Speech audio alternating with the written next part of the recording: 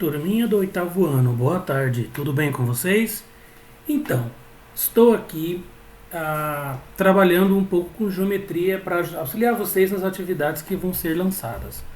Então aqui nós vamos trabalhar nesse momento com as retas paralelas cortadas por uma transversal. Conforme vocês aprenderam com a professora, vocês já viram que duas retas paralelas cortadas por uma transversal formam entre si 8 ângulos. Nós vamos estudar os casos de congruência e não congruência entre esses ângulos. Primeiro vamos relembrar o que são ângulos congruentes. Congruentes são ângulos que têm a mesma medida. Nós temos alguns casos de congruência. São eles os ângulos alternos internos, os ângulos alternos externos e os ângulos correspondentes. Se eu vou analisar um ângulo que é alterno interno, eu percebo que eles estão entre as paralelas, do lado contrário da transversal. Se eu for observar o ângulo alterno externo, como que eu percebo que ele se localiza aqui? Do lado contrário da transversal, mas para o lado de fora das paralelas. E os ângulos correspondentes, eles são desenhados na mesma posição. Agora, nós também vamos estudar casos de ângulos não congruentes, que são os casos dos ângulos colaterais. Como que eu sei que eles são colaterais e não alternos internos ou alternos externos? Colaterais internos estão entre as paralelas, mas do mesmo lado da transversal. E os colaterais externos, do mesmo lado da transversal para o lado de fora das paralelas. Diferente do caso dos alternos internos e alternos externos, que estão de lados alternados, lados contrários das transversais. Depois da gente analisar esses casos de congruência e não congruências, vamos ver alguns exemplos para a gente poder colocar na prática isso.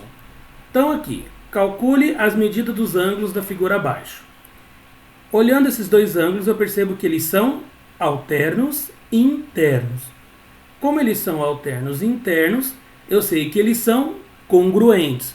Como que eu vou fazer para descobrir a medida desses ângulos? Primeiro, eu preciso descobrir o valor de x. Como que eu vou fazer isso?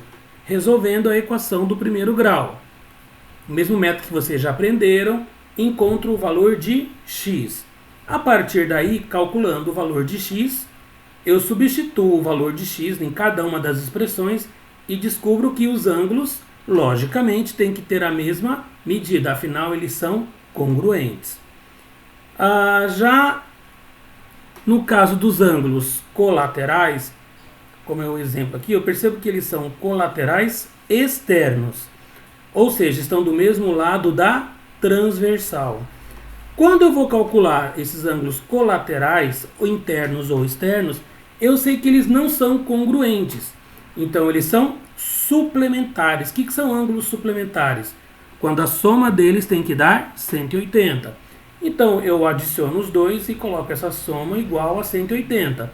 Descubro o valor de x. Fazendo isso, substituo também depois e descubro o valor de cada um deles. Olha que interessante.